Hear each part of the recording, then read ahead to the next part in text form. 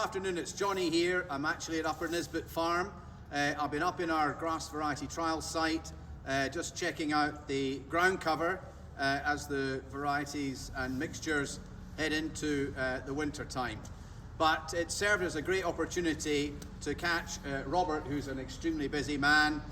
Robert's been farming here for just about as long as the world of Agriscot, which he chairs. So we really want to talk about what Agriscot's going to be about this year.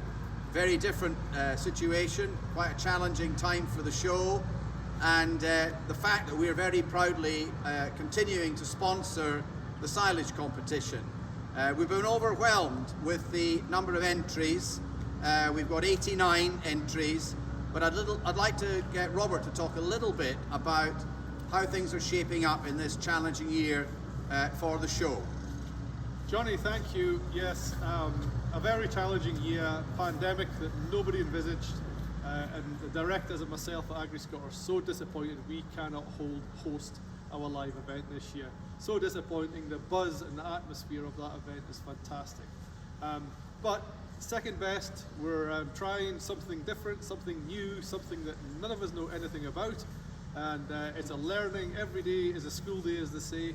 So we're putting on a virtual event, and the directors of Agriscot are so indebted to What's the Seeds for organising and doing the silage competition, and 89 entries is unbelievable this year.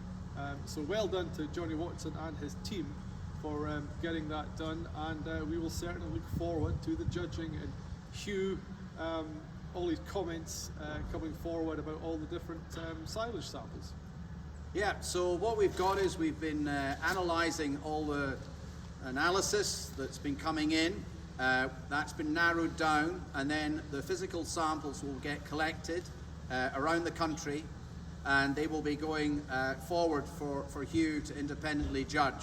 I have to say, it's been remarkable that we've got samples from Shetland, from Northern Ireland, Cumbria, and everywhere in between.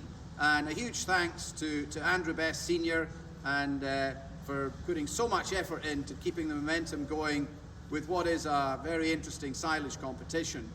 We've got some interesting stats already from this year's samples.